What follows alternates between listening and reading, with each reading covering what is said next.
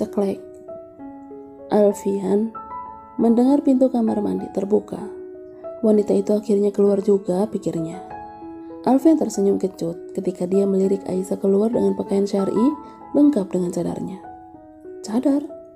Alfian menggeleng-gelengkan kepalanya melihat Aisyah tetap memakai cadar di malam hari seperti ini, bahkan di malam kamar, di saat tidak ada orang lain selain dirinya, yang notabene kini adalah suaminya. Orang yang sudah halal bukan hanya melihat wajahnya saja, tapi bahkan seluruh tubuhnya jika dia mau. Tapi sejurus kemudian dia kembali tidak peduli. Ketika Alfian melihat Aisyah berjalan mendekati tempat tidur pun dia tidak nampak acuh. Alfian hanya bergegas memasuki kamar mandi, segera menutup pintunya dengan sedikit kasar hingga membuat Aisyah kaget. Di balik cadar yang dikenakannya, bulir-bulir air mata Aisyah kembali mengalir sembari mengambil satu bantal di atas tempat tidur. Aisyah menahan kesakitan yang teramat dalam. Aisyah merutuki nasibnya, bukan saja akan diabaikan, apalagi berharap untuk diterima sebagai istri dan dicintai. Suaminya justru memperlihatkan sikapnya yang dingin dan kasar. Beberapa saat kemudian, mendapati Aisyah sudah terbaring di sofa ketika dia keluar dari kamar mandi, membuat Alfian merasa lega, seolah wanita itu tahu akan keinginannya jika malam ini tidak akan terjadi sesuatu. Bukan hanya malam ini, Alfian memastikan jika tidak akan pernah terjadi sesuatu di antara mereka, juga di malam-malam berikutnya. Dia sudah berjanji kepada Anita jika istrinya tidak akan pernah disentuhnya. Semuanya dia lakukan sebagai bukti cintanya kepada Anita dan bukti bahwa pernikahan ini bukanlah kehendaknya. Lagi pula sebenarnya bagaimana dia bisa menyentuh Aisyah? Ikatan pernikahan saja yang menyatukan mereka, sehingga membuat keduanya berstatus suami istri. Namun baginya, wanita itu adalah orang asing yang tidak dikenalnya. Alfian menghempaskan tubuhnya ke atas tempat tidur, dengan cepat memiringkan badannya membelakangi Aisyah. Hingga malam itu, tidak ada sepatah kata pun perbincangan di antara keduanya semenjak mereka telah sah menjadi suami istri. Mereka terlalu sibuk dengan pikirannya masing-masing. Alfian sibuk memikirkan Anitanya, sementara Aisyah dengan kesedihannya. Keesokan harinya, pada saat sarapan, Alfian berbicara kepada kedua orang tuanya jika dirinya harus segera kembali ke kota. Tentu saja orang tuanya kaget karena sepengetahuan mereka, masa cuti putranya belum habis. Rumah sakit membutuhkanku, tiba-tiba banyak pasien yang harus menjalani operasi, jawab Alfian. Ketika ibu menanyakan alasan kepulangannya ke kota dipercepat. Baiklah, cepatlah kembali ke kota kalau seperti itu. Ayah ternyata cukup mengerti. Alfian terlihat senang, dia langsung berdiri dari duduknya. Aisyah, sebelum pergi, sebaiknya sekarang kalian pergi dulu ke pondok pesantren. Pamitlah kepada Umi dan Abah. Ayah melihat Aisyah yang sedari tadi hanya terdiam saja. Alfian terlihat kaget mendengar perkataan ayahnya. Dia kembali duduk sambil melihat sang ayah dengan tidak percaya. Kenapa? Tanya ayah melihat kekagetan putranya. Jangan katakan kalau kamu tidak berniat mengajak istrimu ke kota. Alfian terlihat gelagapan. Iya ayah, aku pikir Aisyah sebaiknya tinggal di sini saja bersama kalian. Jarak dari sini ke kota hanya sekitar 2 jam saja. Aku akan pulang seminggu sekali. Ayah mengerutkan keningnya. Bagaimana bisa seperti itu? Kalian suami istri, tapi akan tinggal berjauhan? Tanya ayah dengan nada sedikit meninggi. Alfian terdiam sejenak, mencari kata-kata yang tepat untuk dijadikan alasan kepada sang ayah agar Aisyah bisa ditinggalkannya di sini. Iya nak, jangan seperti itu. Kalian suami istri harus selalu bersama-sama. Lagi pula, kamu juga ada yang mengurus jika Aisyah ikut bersamamu ke kota, ucap ibu yang sependapat dengan suaminya. Aisyah yang diperdebatkan hanya bisa terdiam dengan rasa sakit mengetahui jika suaminya sendiri enggan untuk mengajaknya tinggal bersama, dan dia tahu pasti alasan dibalik semua itu. Tapi ibu, aku hanya merasa kasihan kepada Aisyah. Pekerjaanku sangat banyak, waktu kerjaku tidak tentu. Aku akan sering menghabiskan waktu di rumah sakit. Kalau seperti itu, Aisyah kan sendirian di rumah, jadi lebih baik dia di sini bersama kalian. Apapun alasan Alfian, kedua orang tuanya tetap tidak setuju. Mereka ingin agar Alfian mengajak Aisyah bersamanya. Akhirnya, Alfian menyerah. Dia mengikuti kemauan ayah dan ibunya. Walaupun dengan berat hati, Alfian memutuskan untuk mengajak Aisyah ke kota. Walaupun jarak antara rumah mertuanya dengan pondok pesantren tidak begitu jauh, namun Aisyah memilih untuk berpamitan kepada Umi dan Abah melalui telepon saja. Dia tidak ingin bertemu sang ibu karena dengan melihat wajahnya saja, ibunya akan tahu akan kesedihannya sedang dirasakannya. Sudah setengah perjalanan dan keduanya terus diam membisu. Tetap tidak ada sepatah kata pun yang keluar di antara suami istri itu. Sementara Alfian sibuk menyetir, Aisyah yang duduk di sampingnya hanya terus melihat ke arah jendela di sampingnya. 1 tahun, ucap Aisyah tiba-tiba tanpa melihat sang suami di sampingnya. Alfian terlihat kaget. Dia melirik Aisyah, tidak mengerti dengan maksud ucapannya. Setelah 1 tahun, mari kita bercerai, ucap Aisyah datar dengan tatapan kosongnya melihat jendela mobil di sampingnya. Alfian terlihat lebih kaget lagi. Dia langsung menepikan mobilnya. Apa maksudmu? Tanya Alfian sembari mencoba melihat wajah istrinya yang tertutupi oleh cadar. Orang tua kita akan mengerti pernikahan karena perjodohan banyak yang tidak berhasil, jawab Aisyah dengan tenang masih tanpa melihat suaminya. Alfian termenung sejenak. Kini dia sedikit mengerti, rupanya bukan dirinya saja yang merasakan keterpaksaan pernikahan ini. Namun nyatanya Aisyah juga merasakan hal yang sama sepertinya. Baiklah kalau begitu, jawab Alfian kemudian sambil menghidupkan mesin mobilnya dan melanjutkan kembali kendaraannya. Kembali menyetir dengan perasaan sedikit lega dan senang tentunya. Karena keputusan Asa barusan seperti memberikan angin segar untuk hubungannya dengan sang kekasih. Sementara itu di balik cadarnya Aisyah sedari tadi berusaha nampak tenang dan tegar, walaupun pada kenyataan hatinya sangatlah rapuh dan pedih. Pedih karena akan banyak hati yang terluka akan keputusannya ini. Sudah terbayangkan olehnya bagaimana reaksi kedua orang tuanya ketika mengetahui perceraian mereka nanti. Ayahnya akan merasa bersalah karena kegagalan perjodohan ini. Sementara ibunya akan terluka karena putrinya menjadi seorang janda. Tapi keputusannya ini sudah dipikirkannya secara matang dan menurutnya ini yang terbaik. Karena bagaimana bisa mempertahankan rumah tangga jika salah seorang di antara mereka mencintai orang lain. Di sisa akhir perjalanan mereka dihabiskan kembali dengan kesunyian. Setelah disela dengan percakapan pertama mereka yang justru membicarakan tentang perceraian. Aku harus pergi ke rumah sakit sekarang, ucap Alfian ketika baru saja mereka sampai di apartemennya. Aisyah hanya mengangguk kecil. Kamarku ada di sebelah sana. Alfian menunjuk ke sebuah ruangan yang tidak jauh dari sana. Aisyah langsung mendorong kopernya ke arah kamar yang berlawan dari yang ditunjuk oleh suaminya, membuat Alfian heran hingga mengerutkan keningnya. Sudah ku bilang kamarku di sebelah sana. Alfian yang kesal menahan koper Aisyah dengan tegak tangannya. Berarti ini kamarku, jawab Aisyah menunjuk ruangan di depannya. Ini kamar tamu, ucap Alfian dengan nada kesal. Aisyah sontak mengangkat wajahnya untuk pertama kalinya, memberanikan diri melihat wajah Alfian. Aku juga tamu, jawab Aisyah lagi sedikit sini sambil menatap wajah suaminya. Keduanya saling menatap.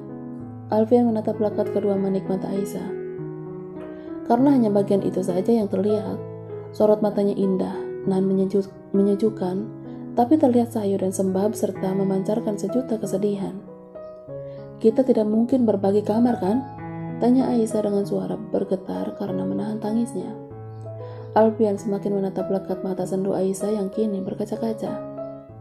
Tidak, jawab Alfian sambil mengalihkan pandangan ke arah lain karena entah mengapa dia merasa tidak tahan melihat mata Aisyah yang kini tergenang air mata. Aisyah kembali mendorong kopernya untuk memasuki kamar di depannya, sementara Alfian hanya memperhatikan dari belakang hingga istrinya itu menghilang di balik pintu. Tapi Alfian masih terpaku berdiri di sana hingga dia mendengar Aisyah mengunci pintu dari dalam. Apa sebegitu menyakitkankah pernikahan ini baginya? Gumam Alfian dalam hatinya. Ketika laki-laki mengucapkan Saya terima nikahnya. Pada suatu akad nikah berarti dia mengatakan bahwa saya siap menerima tanggung jawab untuk melayani istri saya, melindungi serta mencintainya. Aisyah menghentikan ketikannya, membaca ulang kata per kata dari kalimat yang telah dia tulis di laptopnya. Dia lalu menghempaskan tubuhnya pada sandaran kursi, menarik napas dalam-dalam, lalu membuangnya perlahan sambil terus mengeja kembali tulisannya. Menulis sudah menjadi hobinya dari kecil. Beberapa tahun yang lalu, dia mulai menyalurkan hobinya, menulis blog, menulis beberapa artikel yang kebanyakan mengenai kajian Islam tentang wanita muslimah. Menjelang pernikahannya kemarin, Aisyah mulai menulis tentang makna dari pernikahan, mulai dari ta'aruf dan istri salehah.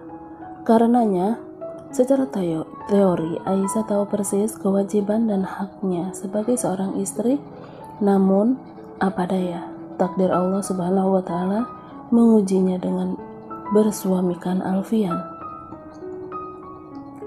Alfian menikahinya hanya karena rasa bakti kepada orang tuanya. Tak ada niatan dalam dirinya untuk menjalankan makna penting dari ijab kabul yang telah dia lafalkan. Aisyah mendesah. Dia lalu berdiri dari kursinya, berjalan mendekati jendela kaca dan melihat pemandangan kota di malam hari yang nampak jelas dari kamarnya. Gemerlap lampu nampak berkilauan dari seluruh penjuru kota yang terlihat indah.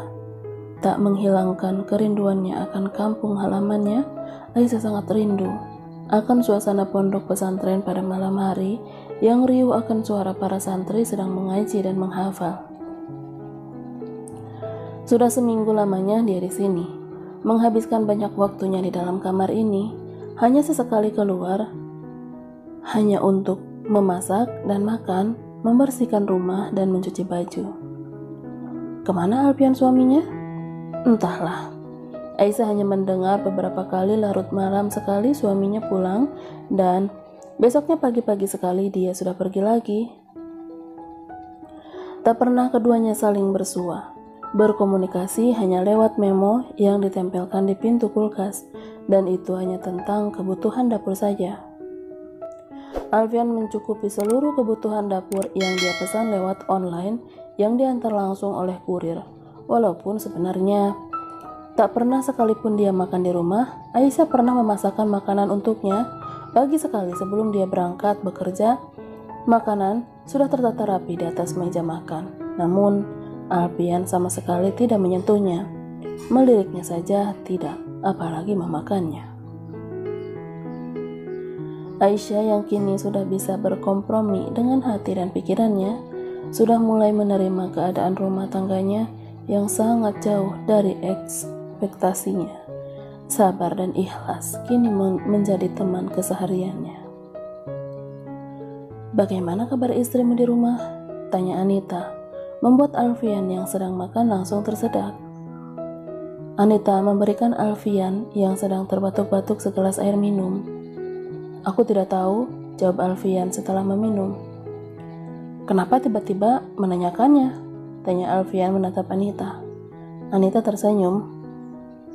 "Tidak apa-apa, aku hanya ingin tahu saja." Alfian menyimpan sendok, sepertinya dia sudah tidak berselera untuk melanjutkan makannya. "Bersabarlah, ini hanya setahun," ucap Alfian sambil memegang tangan Anita. Anita mengangguk sambil tersenyum. "Iya." Keduanya saling bertatapan mesra. "Oh iya, apa kamu sama sekali belum pernah melihat wajahnya?" tanya Anita penasaran. Alfian langsung menggelengkan kepalanya. "Tidak." "Bagaimana kalau dia itu sangat cantik?" "Aku tidak peduli. Umurnya juga masih muda. Aku juga tidak peduli." "Oh ya?" Anita tidak percaya sambil tersenyum. Alfian mengangguk. Keduanya kembali bertatapan mesra. Beberapa orang diam-diam memperhatikan mereka. Kebanyakan adalah para perawat yang juga sedang makan di kantin rumah sakit itu. Mereka merasa iri kepada pasangan dokter itu. Selain kemesraan yang selalu mereka perlihatkan, juga karena keduanya adalah pasangan yang sangat serasi. Dr. Alfian adalah spesialis bedah, itu terkenal dokter yang tampan dan ramah. Semua orang menyukainya, tidak jarang diam-diam banyak rekan kerja seperti perawat yang menyukai dan mengidolakannya. Namun siapa yang berani mengutarakannya? Karena semuanya tahu jika sang pujaan hatinya memiliki seseorang kekasih yang telah dipacarinya cukup lama. Sekitar 5 tahunan yang lalu, dialah Dr. Anita, spesialis kandungan yang juga sama sempurnanya seperti sang kekasih, berwajah cantik, berkulit bersih, dan bertubuh langsing. Meniti karir bersama membuat hubungan keduanya semakin erat. Walaupun sama-sama sibuk, namun keduanya berkomitmen pada hubungan mereka sehingga tidak heran jika bisa bertahan hingga saat ini. Perjodohan Alfian sempat membuat hubungan keduanya goyah. Anita memutuskan hubungan mereka meskipun tahu jika sang kekasih hanya terpaksa menikahi wanita lain karena orang tuanya. Namun Alfian yang tidak mau kehilangan terus-menerus meyakinkan Anita agar tidak meninggalkannya. Hingga Anita kembali kepadanya karena Alfian yang meyakinkannya jika setelah setahun dirinya akan bercerai dengan Aisyah. Wanita itu juga terpaksa menikah denganku. Dia yang menginginkan perceraian setelah 1 tahun. Kenapa? Apakah karena dia juga sama sepertimu, sudah mempunyai pilihan sendiri? Tanya Anita penasaran. Entahlah, tapi mungkin saja seperti itu, jawab Alfian sambil kembali mengingat ketika dirinya melihat mata Aisyah yang terlihat sedih dan sembab. Itu benar. Apa yang dikatakan Anita benar. Wanita itu juga tidak mau dinikahkan karena sudah mempunyai pilihannya sendiri, gumam Alfian dalam hatinya dengan yakin. Pukul 00.30. Alfian membuka pintu apartemennya lalu berjalan perlahan mendekati dapur. Sudah menjadi kebiasaannya selama sebulan terakhir, sesampainya di rumah dia akan langsung memeriksa apakah ada catatan untuknya dari Aisyah yang biasa ditempel di kulkas. Ternyata ada. Setelah beberapa hari Aisyah tidak pernah memberikan pesan, kali ini ada sebuah nota yang ditempel di kulkas untuknya. Saya mencari kotak obat tapi tidak ketemu. Kalau ada, tolong simpan di depan pintu kamar jika Anda sudah pulang. Alfian langsung melihat pintu kamar Aisyah. Apa dia sakit? Gumam Alfian seraya berjalan dengan sedikit tergesa memasuki kamarnya dan tidak lama keluar dengan kotak obat di tangannya. Alfian nampak ragu ketika dia berada di depan pintu kamar Aisyah, namun kemudian memberanikan diri mengetuk pintunya 1 kali. Kotak obatnya aku akan simpan di sini. Alfian segera menyimpan di depan pintu. Tak ada jawaban. Alfian lalu berpikir jika mungkin Aisyah tidak akan keluar jika dirinya masih ada di sana. Dia lalu berinisiatif untuk masuk ke dalam kamarnya, membuka dan menutup pintunya dengan sedikit keras, agar Aisyah tahu jika dirinya telah masuk ke dalam kamar. Benar saja, tidak lama terdengar suara pintu kamar Aisyah terbuka, lalu menutup kembali. Alfian yang masih berdiri di depan pintu kamarnya merasa sangat penasaran akan apa yang sebenarnya terjadi. Kenapa Aisyah membutuhkan kotak obat? Mungkinkah dirinya terluka atau sebenarnya sedang sakit? Alfian berjalan mondar-mandir di dalam kamarnya, merasa sedikit khawatir jika saja keadaan Aisyah ternyata parah. Atau bahkan dia takut jika sebenarnya Aisyah sakit, tapi salah meminum obat yang ada di kotak obat tersebut. Memikirkan itu, Alfian segera keluar kamarnya menuju kamar Aisyah. Dia segera mengetuk pintunya beberapa kali. Apa yang terjadi? Apa kamu sakit? Tanya Alfian dengan suara yang sedikit keras. Tidak ada jawaban, semakin membuat Alfian khawatir. Bisa kamu buka pintunya sebentar? Tetap tidak ada jawaban. Tentu saja dia khawatir, berpikir jika terjadi sesuatu kepada Aisyah, tentu saja dia yang akan disalahkan oleh orang tuanya, juga oleh mertuanya. Memikirkan itu, dia kembali mengetuk kamar Aisyah. Saya tidak apa-apa. Tiba-tiba terdengar suara pelan dari dalam kamar. "Lalu kenapa kamu membutuhkan kotak obat? Apa kamu terluka?" tanya Alfian penasaran. "Saya tidak apa-apa." Aisyah memberikan jawaban yang sama, masih dengan suaranya yang pelan. Alfian termangu di depan pintu. Walaupun jarang mendengar suara Aisyah, akan tetapi dia tahu jika istrinya sedang tidak baik-baik saja, terdengar dari suaranya yang lemah. Alfian nampak bingung. Dia kembali berjalan mondar-mandir di depan kamar Aisyah. Sementara di dalam kamar, Aisyah berbaring dengan lemah. Sekujur tubuhnya basah oleh keringat. Wajahnya nampak sangat pucat. Aisyah mencoba melihat termometer yang sudah dia simpan di mulutnya.